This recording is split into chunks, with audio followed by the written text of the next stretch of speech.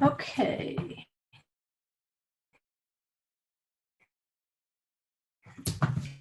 Our Pinchas, and once you reach Pinchas, you kind of realize you're getting to the end of Bamidbar, and you're getting really, really close to Devarim, which means we're getting close to the final book of the Torah. And remember, the nickname of the book of Deuteronomy, or Devarim, is the Mishneh Torah, which kind of means like the little scroll of the whole thing. It's like the summary of the entire Torah. So we might see allusions sometimes to, say, like in Revelation, it talks about a little scroll. It's highly likely that the little scroll would be referring to the Mishneh Torah or the book of Deuteronomy. And that there's an interesting fact about the Mishneh Torah, or the little scroll, is that the rabbis have counted 98 curses in the little scroll. So as we're reading the book of Revelation, that might shed a little bit of light on what we would expect to see in the book of Revelation. It's going to be one way or the other. It's going to be those who know how to sing the song of Moses, or it's going to be those who have subjected themselves to the 98 curses of the little scroll. So we're approaching that point. But today's Torah portion, was really an extension of Balak. It's hard to read Balak without continuing into Pinchas, because it's like they saved Pinchas for the end of the Balak story, which really isn't the end of Balak, because they go on and they do take vengeance on Balak eventually.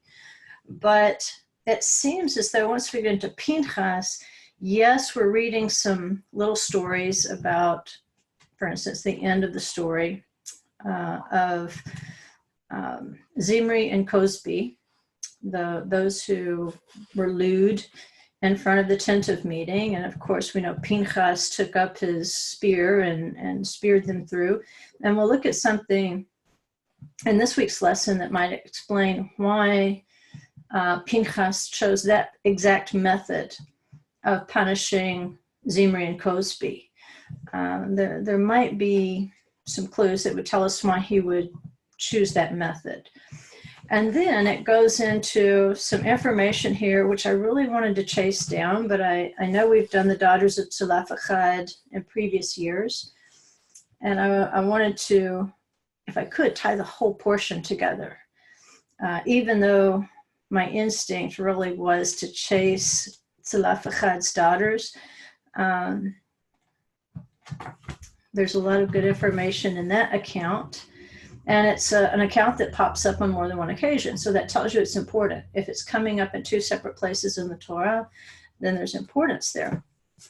But as we move through the portion, there's kind of a strange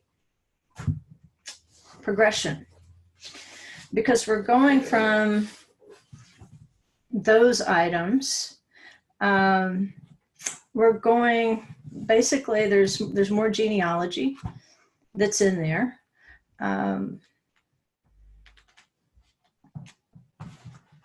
I've actually got a chart here in this Rashi commentary that breaks down all the tribal families. So if you wanted to just trace down tribal information, there's that opportunity in this Torah portion. Really didn't want to do that either. Although I think it's important that the tribes and their clans are delineated in this portion. I'm trying to make an extra syllable. Because ultimately this portion is going to hint to the division of the northern kingdom from the tribe, or the southern kingdom of Judah. There's kind of a hint that there will be a split and a dispersion of the family because of some of the language that's used. So those clans are counted and named in here, and that's when the daughters of Tzalafachad come up. That's when Sirach comes up. out of all these males that are named, in pops in a daughter of Asher, whose name is Sirach. And again, we could have chased that down with the daughters of Zelophehad, but we're not. We're just going to see how all these tribal clans fit into the bigger picture that I do want to chase down, which is the number 24. And as we move on through the portion, we see Yehoshua being ordained by Moses, and Moses pretty much getting the bad news. It seems as though to Moses, the topic of inheritance has come up because he's had to basically count and enumerate the clans and the tribes of Israel in terms of what they will inherit, which is what brings up the whole question of Zelophehad's daughters, because he had no male heir. And so they approach Moses and make their case to Moses and Eleazar. And of course, they're ruled the inheritance can pass to the daughters. They do have to marry within their tribe so that the tribal boundaries are not being redrawn, but a daughter can inherit. But at this point, Moses thinks, hey, this is a good time to bring up inheritance. Maybe, Hashem's forgiving me. Maybe he will relent. There are people who have been granted extra chances, but in this case, he's told Moses, you will not be able to cross over the Jordan. You will not be able to go in. So I want you to ordain Yehoshua, Joshua. And this is where kind of the strange twist comes in. And this is the thing I really want to chase down. I want to go back to the beginning of the portion and then tie it into this end, to this chapter 28. Because we have inheritance issues, we have, again, the plague that affects the idolaters / adulterers with the Midianites women. And as we get to the end of the portion, all of a sudden there is a recounting of the sacrifices that need to be brought daily, weekly, monthly, and then at the feasts, at the 7 feasts. There's a recap of all that. And specifically, it's a recap of the sacrifices. There's details that are given about these 7 feasts in other places. But this seems to be a pretty pointed list of instructions so that we understand specifically what the sacrifices are that are associated with each of those appointed times. So a moed, we always think of it in terms of the 7 feasts of Israel, but an appointed time is a repeated time. So if it's something that happens every day, then that can be a moed. If it's something that happens every week, like Shabbat, that can be a moed.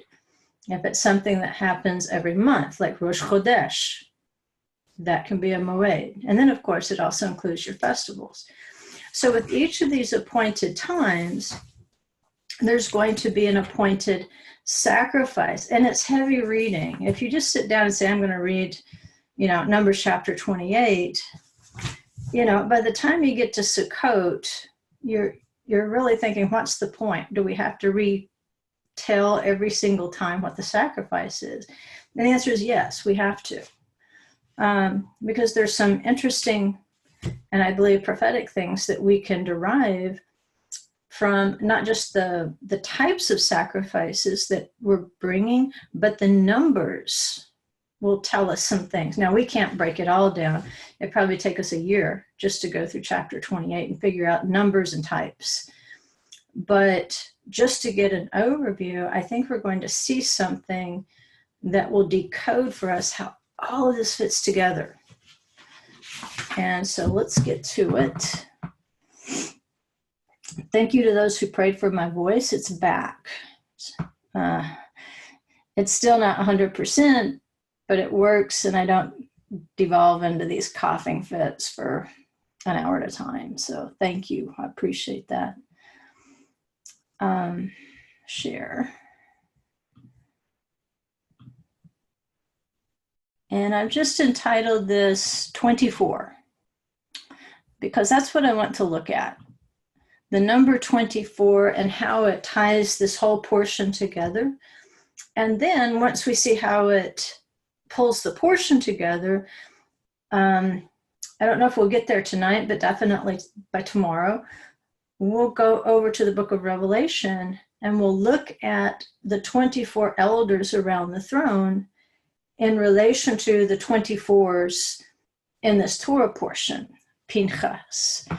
So, I guess if we're going to read this, I probably need to do the blessing.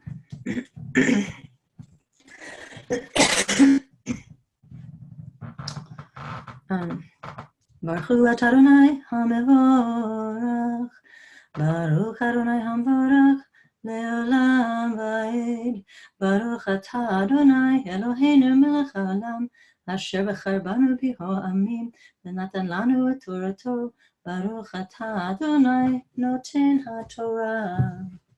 Amen. So we'll just read Numbers 25, 1 through 13. And I'm hoping you read the whole portion. But just to pick up that number that hopefully will be meaningful by the time we get to the end, we're just going to read these 13 verses for now. It says, Now Israel remained in Acacia Grove, and the people began to commit harlotry with the women of Moab. They invited the people to the sacrifices of their gods, and the people ate and bowed down to their gods. So Israel was joined to Baal of Peor, and the anger of the Lord was aroused against Israel. Then the Lord said to Moses, Take all the leaders of the people and hang the offenders before the Lord out in the sun, that the fierce anger of the Lord may turn away from Israel. So Moses said to the judges of Israel, Every one of you kill his men who were joined to Baal of Peor. And indeed, one of the children of Israel came and presented to his brethren a Midianite woman in the sight of Moses and in the sight of all the congregation of the children of Israel who were weeping at the door of the tabernacle of meeting. Now when Pinchas, the son of Eleazar, the son of Aharon the priest, saw it, he rose from among the congregation and took a javelin in his hand, and he went after the man of Israel into the tent and thrust both of them through, the man of Israel and the woman through her body. So the plague was stopped among the children of Israel, and those who died in the plague were 24,000. Then the Lord spoke to Moses, saying, Pinchas, the son of Eleazar, the son of Aharon the priest, has turned back my wrath from the children of Israel, because he was zealous with my zeal among them, so that I did not consume the children of Israel in my zeal. Therefore say, Behold, I give to him my covenant of peace, and it shall be to him and his descendants after him a covenant of an everlasting priesthood, because he was zealous for his God and made atonement for the children of Israel. Okay. Baruch atah Adonai Eloheinu melech haolam, asher natan lanu Torat emet, v'chayei olam neta b'tochenu. Baruch atah Adonai noten haTorah. Amen. Okay, so I want to go back up here to the beginning. And remember, we know from last week that when Balaam was unable to curse Israel because it was impossible, he had to figure out a different way. If the curse can't come from the outside in, then he would have to teach Balak how to have them curse themselves from the inside out. And that's exactly what he did. He taught the Moabite and the Midianite women how to seduce the men of Israel. And apparently it starts with a meal. You know, it starts with, let's be friends. And that's the simple meaning of what happened out there in the wilderness with Midian and Moab. Balaam recognized that men are men. And after all, why can't we all just get along, right? And sometimes we crave peace so badly that we're willing to compromise And the truth is, truth always is compromised. That's not news. That's the fallen world that we live in today. Truth is always being compromised for the sake of peace. And so there are judicious decisions that can be made when it comes to weighing those things out in the survival process. But at this point, it's not a survival question. Israel knows they're going to survive. They've survived everything to this point. So it's not really an existential threat that they fear from Moab or Midian. They've proven themselves, when they're in obedience, that they're formidable warriors. They really don't have anything to fear. They have supernatural sustenance. So there's really no threat or that, if we don't make friends with these people, they're going to kill us all. They don't have that excuse. And so when they decide to just make friends and make peace, you can see that this is going to be a problem, because when making friends and making peace involves compromising the commandments, then it's going to lead to idolatry. And that's exactly what happened. It started with a meal. And from what I've read of some of the practices of like Baal Peor, they would basically have the meal. They would go and they would expose themselves to the god, and then, get up and go out. And you can see, well, if it's nothing more than that, it's not that bad compared to, the fire of Molech. I mean, it's, just uncovering yourself in front of the god and then going back out. How bad can that be? But that's just the way the deceiver sells the goods. It's not that bad. I mean, compare it to all the other sins you could do. And if I can have friends in the neighborhood, if I can be accepted, if we can quit all this war, why not compromise? These people aren't really trying to kill us. They're really trying to make friends with us. And we've heard that garbage before. And so this is old garbage. All right. There's really no new garbage in the world. It's the old garbage they dig up and try again. And of course, Israel falls for it time after time. We're human. And so we have to say what was wrong. We can't say what was wrong with Israel before we say what's wrong with me. Do I fall for the same old garbage time after time when Scripture has shown me a pattern that, hey, you might think a little bit of compromise is okay, but look what it will lead to. So it was a matter of diversity gone wrong. And we can see that sometimes. Diversity can go wrong when diversity is not a matter of bringing pagan, idolatrous, sinful beliefs to you for correction and retraining, when instead you compromise the Torah simply to make friends, to say that you're diverse, to say that you're accepting of others, to say that you're a peaceful person. Well, the fact is, you're doing exactly the opposite. You're setting yourself up for war, and you're setting yourself up to be swallowed. And that's why we're going to take this all the way back to the city of Shechem. There's something that happened in Shechem that's going to be related to this particular incident. There's going to be some other things where we're going to see the pattern, where it's not just, well, where are you getting that from that? It is a matter, there's always the question of diversity, because we know that at Sukkot, as the culmination of the feast, it's not a single type of produce that's brought in. It says diverse types of produce. It's going to be diverse types of people, every language, tribe, and tongue. But see, that has to remain in its state of holiness. It doesn't mean just anybody from any nation, tribe, and tongue, regardless of their wickedness. It's the righteous. It's the first fruit. It's the best of every nation, tribe, and tongue. It's the remnant from the nations. And so you have to weigh this ultimate prophecy of Sukkot, which is inclusion, against practices of exclusion. And that's a fine line to walk sometimes. We tend to import things very easily. And having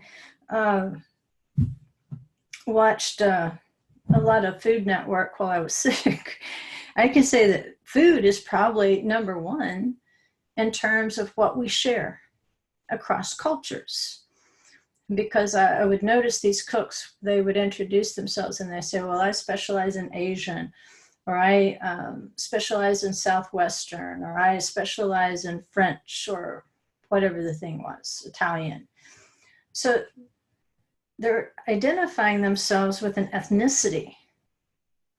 And when you bring all those things together in a place like the United States, it's an awesome thing because we can choose to eat almost any kind of ethnic food.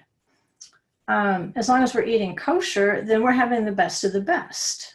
It's a very diverse privilege that we have. On the other hand, if along with that food, you are to import idolatry or ways of the pagans, then that food has then become the medium or the avenue through which we can join ourselves to Baal.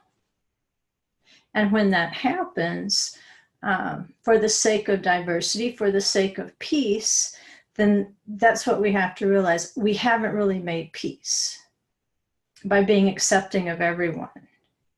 We've actually started a war. And so he said, we're going to start with the leaders.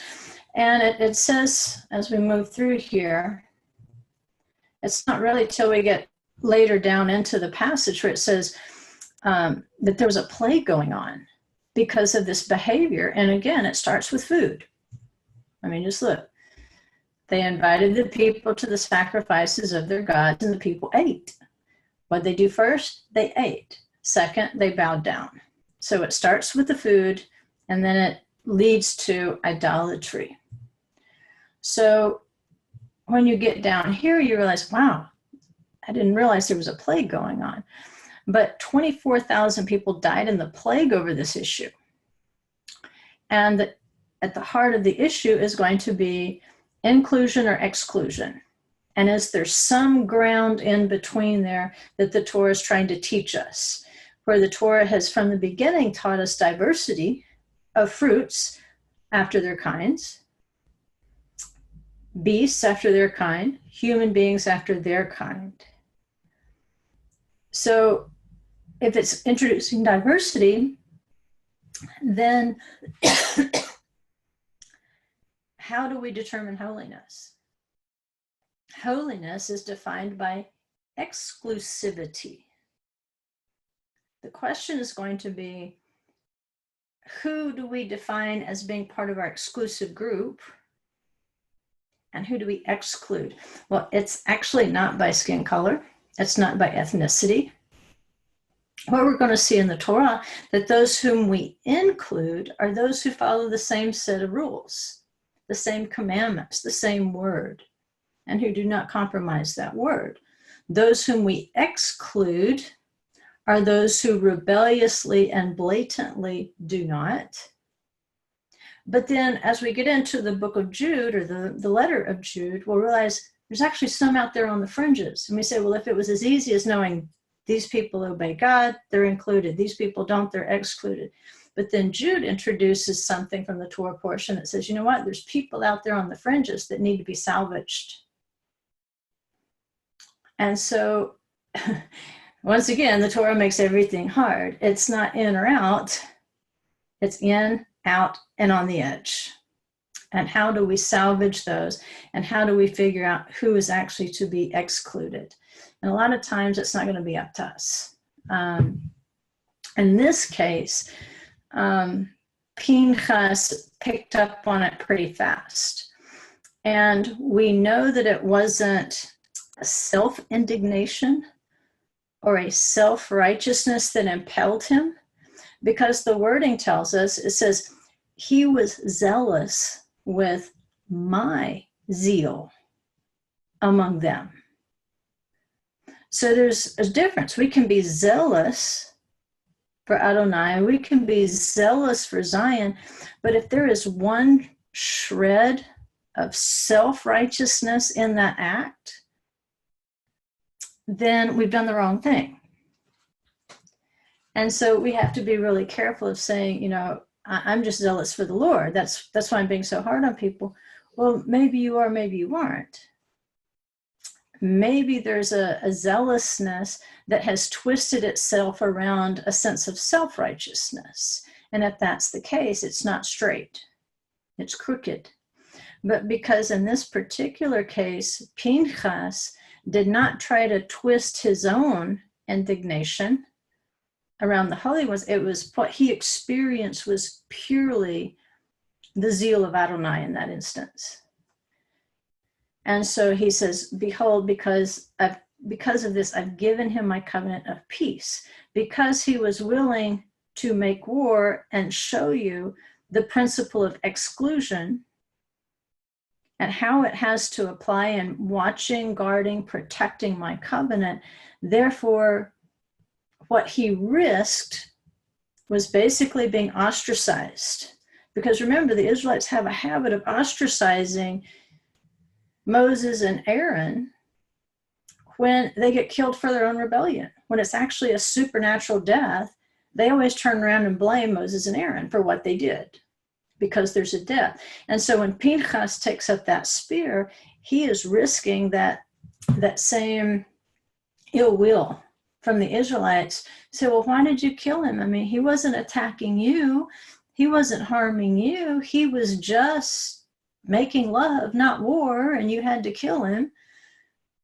Well, to ensure that the Israelites didn't misunderstand, he says, look, Pinchas is covered in this situation. I'm giving him a covenant of peace, and I'm giving him an everlasting priesthood because I don't think it's specifically written in the Torah, but in the tradition, once a priest killed a human being, even by accident, he was no longer qualified for the priesthood.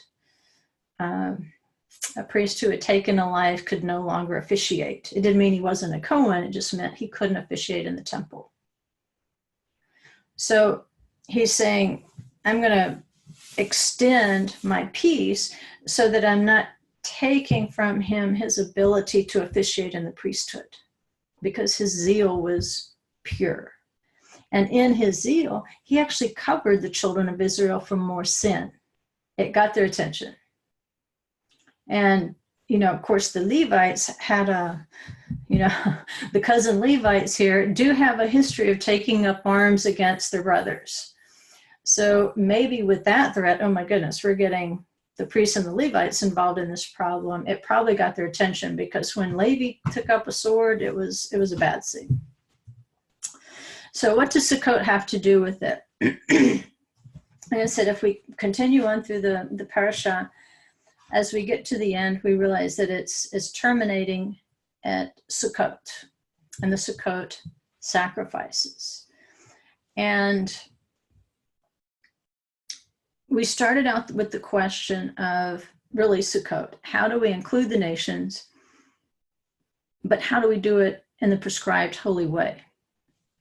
We know their job was always to include the nations. They were supposed to be the light that drew the nations to Adonai. That was their job on this earth. In fact, that was the whole point of giving them this land, because the land is a land of resurrection. It's just right there where the Garden of Eden is. So when there's a resurrection, when there's a restoration, this is the place that righteous human beings will go to. So he wants to put them back in that location to draw people, not just to the land, not just to a physical land, but to the covenant, to the commandments, to righteousness. And that's going to be pictured in the Sukkot offerings, which again, it's the last topic in Pinchas.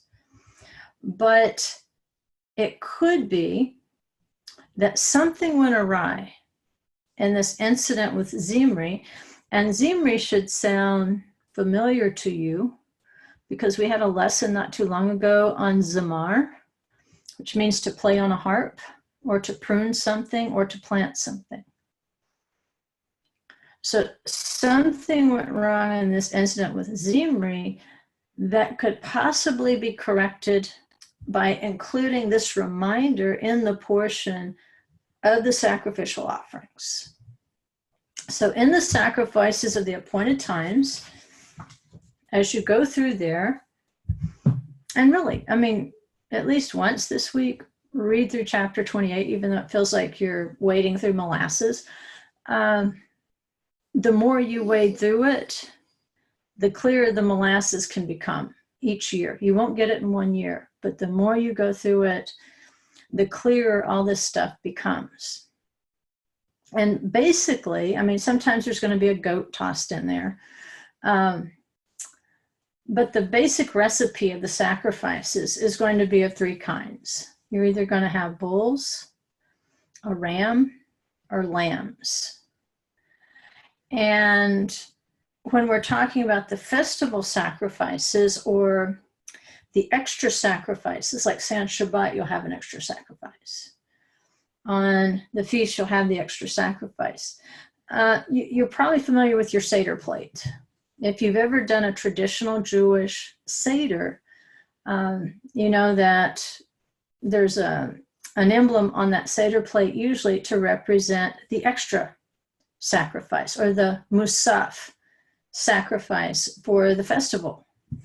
And as you're going through this Torah portion, it explains to you about that Musaf sacrifice that's associated, because it's the first one that's going to be mentioned is in 28:16. It says, in the first month, on the 14th day of the month, there shall be a Pesach offering to Hashem. And on the 15th day of this month is a festival. And then it says, you shall offer a fire offering and a law offering to Hashem, 2 young bulls, 1 ram, 7 male lambs in their first year. Unblemished shall they be for you, which sounds very much like Yoda. But that basic recipe that begins at Pesach, as you read through there, you'll see the repetition of that, the bull, the ram, the lambs. And so why the bulls? Well, they say each of these 3 basic recipes, sacrifices, represents one of the patriarchs. The bulls, because if you'll remember when the 3 angels or the 3, whatever they were, men, showed up at Abraham's tent, and it's just coincidentally, I guess, with this Torah portion, because I want to break down a principle of the 3rd day eventually. Abraham's in the pain of his circumcision is the tradition, that he's in the 3rd day after his circumcision. So he's in the greatest pain. Nevertheless, when he sees the 3 angels appear, he runs to the cattle, which is the young bulls, the calves. And of course, he gets one of the fattened calves and prepares a meal for them. The ram is included because Isaac's substitute was the ram that was caught in the thicket. And of course, that was a singular. And then the lambs, because Jacob in Genesis 30:40 separated the lambs out when he truly began that process of preparing for Sukkot. Because remember, when he has this increase of the flocks and herds in the land of Laban, when he goes home, when he goes back to the land of Israel, one of the first things he does is he builds Sukkot for the cattle, for the lambs, and so forth. And so his first step in that process was going to be a breeding program. And in that breeding program, he separates certain lambs out so that his offspring will not be confused with Laban's offspring. So typically the number of lambs you're going to see in these festival sacrifices, until we get to Sukkot, you're going to have 7, because 7, again, is that perfect number. So each of those, they represent something. Now, we know the sacrificial numbers are significant, just like they are in prophecy. And we're going to take the number 70, for instance, because 70 is associated with the nations. Why is it associated with the nations? Because in Genesis 10, it was the number of Noah's descendants that were enumerated in that chapter. And so those descendants of Noah are considered the progenitors of all the nations on earth. So when people say, well, hey, there's more than 70 nations in the world, you say, of course there are. But all those nations were divided really according to those offspring of Noah. And the number was 70. Plus, we know that there were 70 who went down to Egypt. So even among Israel, there is a representation of the 70 nations. So the Jewish sages believed that the 70 bulls offered at Sukkot were a protection for the nations, not so much for Israel, but they were a protection for the nations against annihilation and punishments for their sins. Because we all know that the world is completely covered in blood in terms of sin, transgression, wickedness, evil of every kind. And what stands between total annihilation and people is, number one, there's a covenant. There's the covenant signified by the rainbow. But even that was conditional. If you'll remember, he said, I won't punish the world through water, but he didn't say I won't do it through fire. And when we read Revelation, we realize that's exactly what's happened. No, it's not the punishment of water, it's an identical, really, punishment through fire. And so what stands between the people and the fire at this moment? And again, if we go back up here,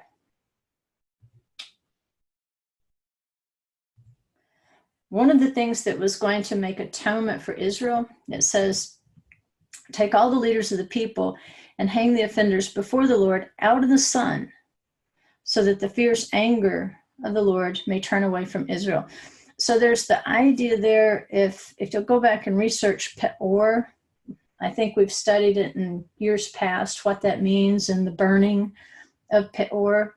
And then you see, okay, hang them out in the sun where they're going to get burned up, basically by the heat of the sun. All right, so what stands against the people and the scorching heat of punishment, total annihilation for their sins, they believed as long as the temple stood, that those 70 bulls stood between the nations and the punishment that they were due. In other words, those 70 bulls were sacrifices of mercy. We know that Adonai does not kill us because he is merciful. He's long suffering with us. And so the nation should be able to look at those 70 bulls that Israel was offering and understand that it was because of Israel's faithfulness that they survived. And perhaps the more wise among them would understand. When Israel failed to watch over Sukkot, as long as the temples and the tabernacle stood, then the result would be the nations would suffer worse. They would be subject to more punishments. In other words, as long as Israel is active and interceding for the nations by being faithful to keep Sukkot and to offer those 70 bulls, then the punishments upon the nations are not as severe as they would have been otherwise. And so we see in the first century, if you've ever studied first century Jewish history, that there were a lot of non-Jewish nations, heads of peoples and nations, who would send and offer sacrifices at the temple in Jerusalem because they recognized the effectiveness of this practice in terms of holding back judgments. In fact, basically asking for mercy. I'm trying to think, Helen of Adiabene would have been one of them. I think she might have actually eventually become a convert. But even the Roman emperor would send and have animals sacrificed on behalf of Rome, which is kind of odd, but nevertheless, the wise among them recognized the importance of Sukkot and the 70 bulls. So as we total up all the bulls in this Torah portion that are offered at Sukkot, we get that representative number of the nations, 70. We also count sheep. And I'm not saying that if you count the sheep in chapter 28, you won't fall asleep, but if you can stay awake, you'll see how important they are every single day of Sukkot. Now, I want you to remember about the sheep at Sukkot. Kind of separate them out from the 7 sheep that are offered at the other Moedim. The number of sheep at Sukkot remains constant each single day of Sukkot. It's the same number. And what do sheep represent?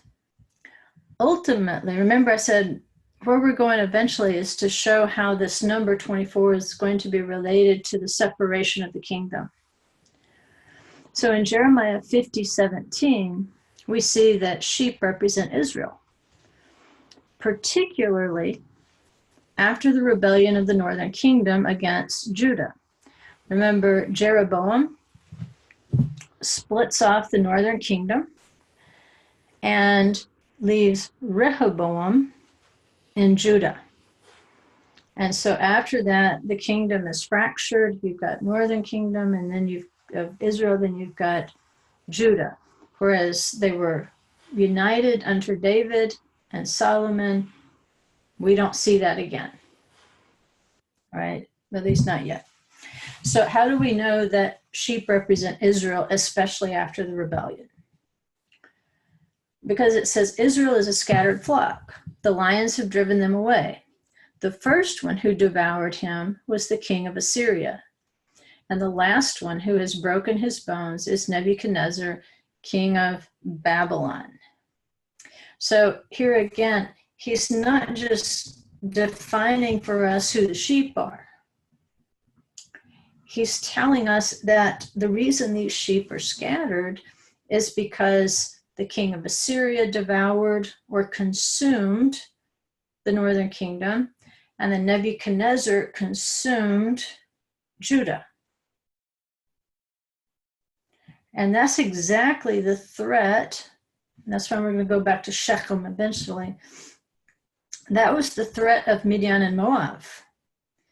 Basically, if you can't beat them in war, then start intermarrying with them, having relationships with them, having offspring by them, and eventually their identity will be completely scattered and they will be completely consumed.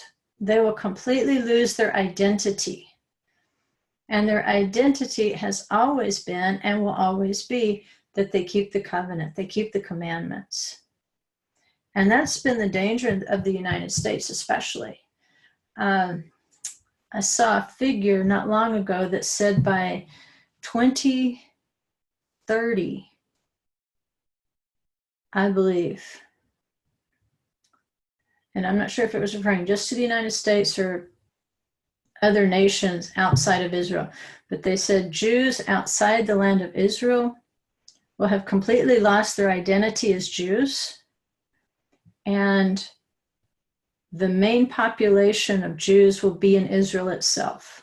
And I think the estimate was by 2030, and that was based on the rate of assimilation. How fast Jews are assimilating into the cultures around them. And that's only 11 years away, guys. If that's accurate, and that's based on current statistics, that's soon. That just 11 years away, those Jews that are going to keep their identity as a covenant people will be concentrated in the nation of Israel, not among the nations. So as we're looking at this prophecy, I think it's significant. If the scattering of the flock was prophesied, then the regathering seems to hint that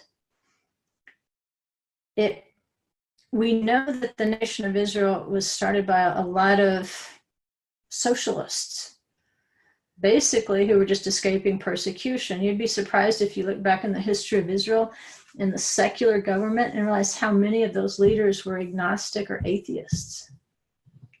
Or they said they were. I don't think you would go to all that trouble to repopulate a land if you were completely agnostic or atheist. But there has always been something called the Yeshuv. And the Yeshuv has been a constant, observant Jewish population in the land of Israel that never left. The Yeshuv has always been there in small numbers, but of course the numbers are growing now. In the same way the number of secular Jews is growing, so is the numbers of observant Jews. So there is a regathering, even though there's some out there that Jude would probably say they need to be saved. All right, they're on the fringes here, and they're gonna have trouble. But we need to reach out to certain people with mercy. And this Musaf that we're talking about, this extra sacrifice, and that's is to be differentiated from that which is done every single day. A Musaf is something extra. If you look in your Siddur, you will probably see some prayers entitled Musaf. And when you see Musaf, you know that that's an extra prayer service. These extra offerings that we're reading about in this Torah portion, these are Musaf offerings.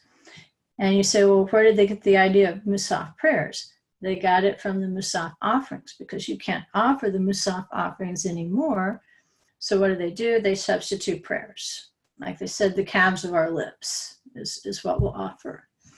But you can hear that root asaf, which means more, like in the name Joseph, which means he will add. So it's something extra. So if we can't say, we can't take symbolic things literally, but if we take the symbolic number most literally, and in other words, the simplest meaning of it, then the numbers of bulls that represented the nations and the number of sheep offered at Sukkot will always be added at the appointed time. But I want to show you a chart of the bulls and the sheep, or the lambs. Because when we add up the numbers of those two types of animals, the bulls and the sheep, it's going to give us an idea that somehow there's one of these added numbers that remains undiminished, yet there is one that does diminish. And then eventually they'll both transform into a different pattern for the 8th day, which is kind of set apart. It's kind of its own little thing, even though it's attached to the thing. So let's look at this chart. And these are going to be the Musaf offerings of bulls and lambs at Sukkot. And you can see on the bulls column that on the first day, you have the most number of bulls offered. You start out with the number 13. And then on the first day, you offer 14 lambs. On the second day, it decreases by 1, 12, but the lambs are still 14. On the third day, it's 11. The lambs still 14. And it decreases all the way down to 7 bulls, and the 14 lambs still remain constant. So when you add up the number of all the bulls that are offered over the course of 7 days, that's how you end up with a total of 70 that represents the nations. The idea, even if we go back to Abraham, you know, he's always looked at as the father of all those who have believed, regardless of ethnicity, regardless of nationhood. he believed God and it was accounted to him for righteousness. There are a lot of people who don't have the same pedigree as an Israelite, but nevertheless, if they believe, it's accounted to them as righteousness. And so the bulls representing Abraham, that makes a lot of sense to me, because we would definitely, out of the three patriarchs, we would want to associate him with the nations. So that number does add up to 70. But then there's the lambs. And the lambs, remember, represented Jacob because he separated out his lambs from the others. And that number is 14, 14, 14, 14, 14, 14, 14. Each day it's 14 lambs. Why 14? Well, one thing we know is that the number 14 is the number of Messiah. It's the number of generations that you count in the reckoning, in the, what do you call it? Genealogies. When the genealogies of Scripture are given, it's in these 14 generation increments until you arrive at Messiah. And that number, when you add all 7 days, it totals up to 98. So there's 98 lambs. Okay, so we'll talk about the sheep later. But you can see how important the sheep, especially the lambs, are in the various Musaf sacrifices. As you scan through there, they'll typically come in numbers of 7. And then up here on Sukkot, it's doubled. Instead of 7, you'll get 14 lambs on each day. But these are the Musaf sacrifices. Now, an Ola lamb offering went up regularly. It went up every single day regardless. And it went up twice per day. So the normal Ola offering that went up twice per day, even though it's a lamb, it's not a Musaf offering, because the Musaf will be something in addition to the Ola lamb. What does the normal, the regular, the everyday Ola lamb represent? Remember, Ola means going up. So we can say that it represents a perpetual resurrection, because it goes up with everything but its skin, right? And we know that one of the things about resurrection is we don't want to have the skins of animals. We want that original skin that we had in the garden, which was light, it was glory, it was radiance. So you offer up this resurrection lamb with everything but its skin. In the morning, it was slaughtered on the western side. And just to help you picture this, I could find a picture, but it would have been a copyright infringement to take a picture of it. So just envision this. There's 6 rows of 4 rings running north to south. Okay, and those were tethering rings. For instance, you can't just run a bunch of cattle into the tabernacle or the temple. They would tear everything up. They would poop all over everything. They would be hard to catch. You've got to do the slaughtering. They'd be flip-flopping around, because even after they're dead, there's a lot of electrical things going on. And one of the lessons I want to do with you guys one time is a shechita slaughter, so you can see exactly what that looks like. Because that's really one of the commandments of Acts 15. Even to the Gentiles, they were told not to eat things strangled. And when you look that up in Harper's Dictionary, it says things that are not rabbinically slaughtered. The process of rabbinic slaughter is called shechita. And there's a special kind of shechita knife that's used, but it's very detailed. It's very, and if you're queasy, don't look. But eventually I want to do that lesson with you so that you can see just how compassionate a shechita slaughter had to be in order to be called kosher. So to keep the animals from wandering around, to keep them from struggling too much while they're awaiting slaughter and all that process, they had these tethering rings. And so the animal would be tethered to the ring. So you've got 6 rows of 4 rings running north to south. Okay. And then speaking of the Ola lamb, you're going to have the Ola lamb slaughtered on the western side of the tethering rings in, let's see, let me make sure I'm getting this right. Yeah, I think I'm getting this right. At any rate, it has to do with in the morning, I believe they slaughtered it to the west, and then in the evening, they slaughtered it to the east.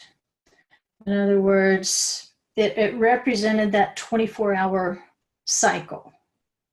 So you've got the 24 courses. The tethering rings are assigned to the courses of the temple. There's basically a work committee. And in order for the work to be carried out in the tabernacle or the temple, there had to be a cohesive work committee in place each day. And so they appointed 24 courses per year.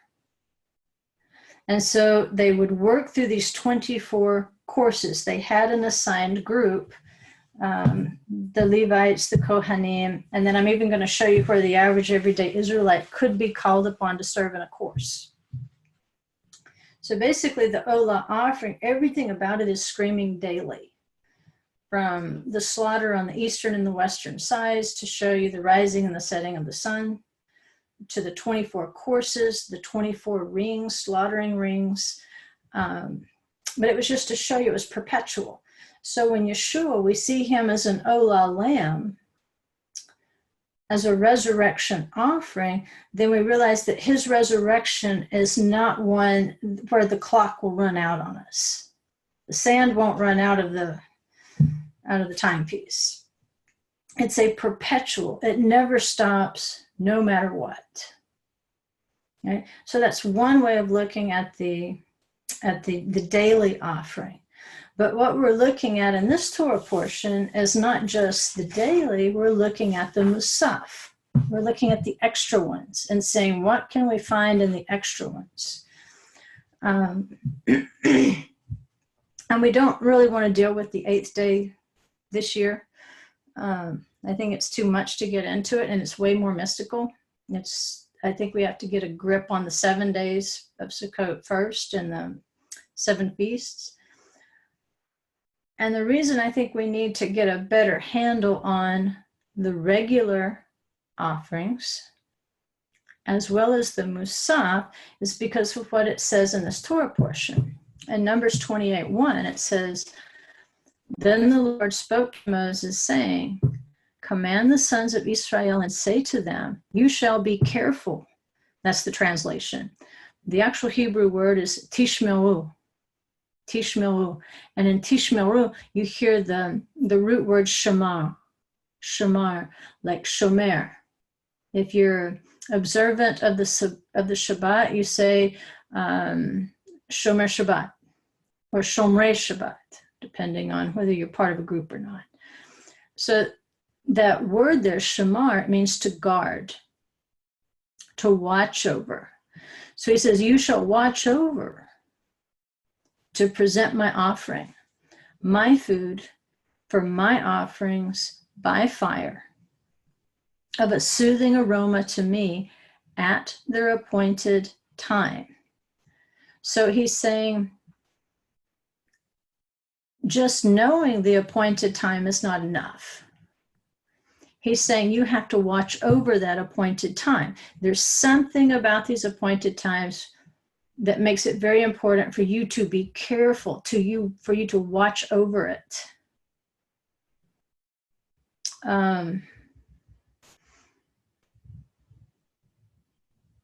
I don't know how to convey in English, like the strength of this commandment, to watch over it, to be diligent to present this offering. And he says, it's my food. It's my bread. But remember, he's not going to eat the physical sacrifice. It's the devotion of the heart as you prepare that sacrifice that he's going to feed on. And I'm using feeds in quotation marks there. Because it's that sincerity, it's that humility, it's that gratefulness, it's that intense love that we have for him. That is what energizes him in terms of our relationship. So from this verse, and this one right here in Numbers 28, 1 and 2, that's where they derive the courses of service, the 24 courses. And you say, well, where are they getting 24? I don't know.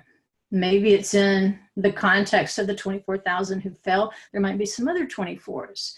But at any rate, within the regular offerings, you definitely get the idea of that 24-hour period, something that's happening daily, from the rising of the sun until it's going down. As long as the world is turning,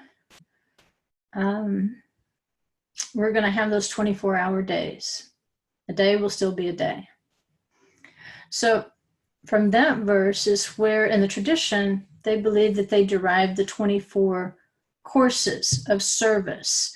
And those 24 courses over the year were called Maamadot. Maamadot. And I'm going to show you the root word so you'll see how it relates to watching the offerings.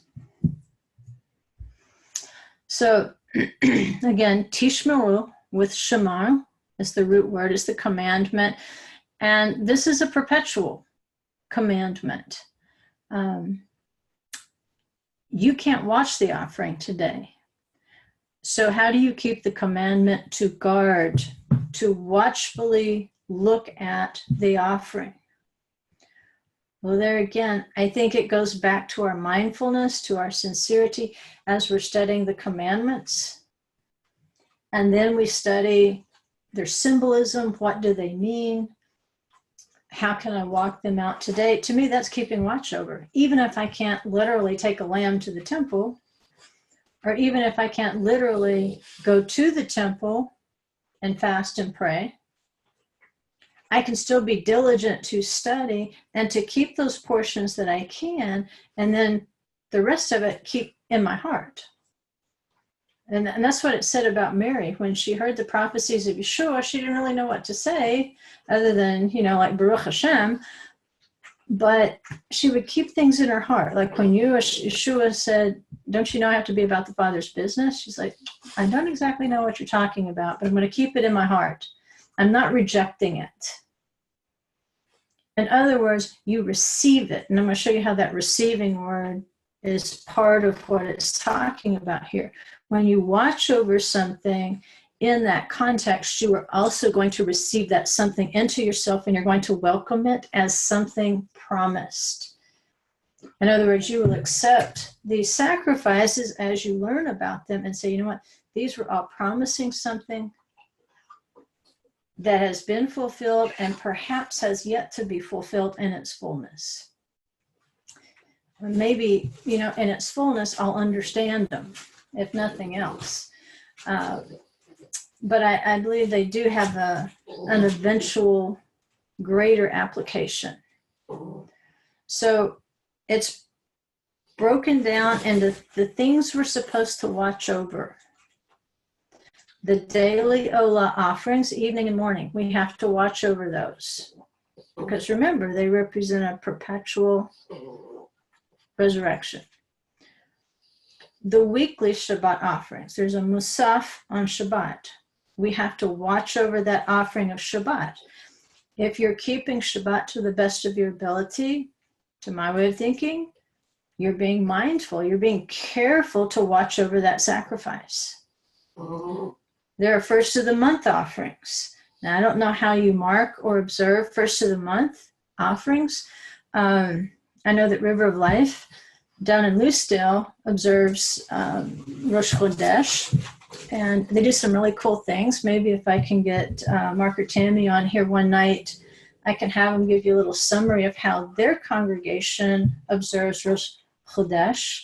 In our congregation, we usually do the special prayers for that week that are in the Siddur. We recognize that that's the first of the month. And of course, you watch over the festival offerings, the Musaf offerings. In other words, what it's telling you is some Israelite had to be watching 24 hours per day, 7 days per week, 12 months per year, and 7 special times per year, plus 1. Because both Passover and Sukkot each have an 8th day. With Passover, that 8th day actually comes on the front end of it because of the days of unleavened bread, even though there's 7, because the leaven had to be out of the temple at the time of the Pesach sacrifice, there's actually 8 because you have to add 1 to the front. And then on Sukkot, you've got 7 days plus 1, which make 8. So you get bookends. So the offering must be watched or guarded while it is offered. And this is the principle of the Maamadot, or the standings over. So if you look at Maamadot, those of you who are in Hebrew class, you can see a root word there, amad, and I should have highlighted it where you could see it better. But in Maamadot, you can see amad. And amad means standing, like a pillar, immovable. All right? You were standing. That's nitzavim. This is a different kind of standing, but it's still standing. And it's like standings over in order to watch or guard it. Like the pillars in the temple, those would have been considered umdim, things that stand. And somebody who is watching stands. In other words, when you're standing, you're watching. When you're standing, you're directing your attention to the task. When you're not directing your attention to the task, you're going to fall down. And we're going to circle this back to the Garden of Eden eventually. Show you what happens when you don't stand and watch. So the Maamadot is the group of watchers over the offerings. This is what they were called. Of the Maamadot, the watchers, the standing ones over the offerings, there was a group called the Mishmarot. Mishmarot. And in there you hear the root shamar for watchers. So you have Maamadot, the standers, and you have Mishmarot, the watchers, the guarders. And the Mishmarot is made up of 24 watches of Levites and priests, and they alternated. Their job was to represent the 12 tribes of Israel in officiating the temple service. So the Mishmarot, the watchers, is going to be the Levites and the priests, and their 24 watches as they would officiate the service. Now, the wider group is called the Maamadot. Okay, still within those same 24 groups. It's not a completely different group. It's just showing you like a subset, Mishmarot being a subset of Maamadot. And you're like, okay, get to the point. All right, the point is, even though the priests and the Levites watched the offerings, they were more intimate with the offerings, they were under the supervision and the aid of the Maamadot. It's the complete group in the 24 watches, because to the Levites and priests of the Mishmarot, you add the lay Israelites. And each of those 24 courses, it wasn't just Levites and priests. It's Levites, priests, plus there were lay Israelites who were selected to represent the rest of Israel during that watch of service in the grounds of the temple. So while the Mishmarot are serving and officiating the offerings, the entire group, the Maamadot, is part of that course. So it's not just Levites and priests. You have lay Israelites from each of the 12 tribes who should be there during that watch of service on the grounds of the temple. What are they doing? Those lay Israelites, in their 24 courses, it says they would fast and they would recite passages of scripture. And we actually have evidence in the New Testament that there were women who served as, in this case, it's a female, we would call her a mishmarah, a watcher. Someone who is the means of conducting the watch when we start putting all the grammar together of the word. So it says in Luke 2:36 through 38, there was a prophetess, Hannah, the daughter of Phanuel of the tribe of Asher. She was advanced in years and had lived with her husband 7 years after her marriage, and then as a widow to the age of 84. She never left the temple, serving night and day with fastings and prayers. Now that's interesting. Most of the lay Israelites would only be included in the Maamadot in a course. In other words, they didn't want to wear people out. I mean, how many people have that much time to spare, especially if you look at the distances that they would have to travel? Even though it was a great honor, it would still be something that would be difficult for the lay Israelite who's not receiving any sort of compensation or sustenance from the service like a Levite or a priest would be entitled to tithes and so forth. So the lay Israelite, it's definitely a labor of love. It's a service of love.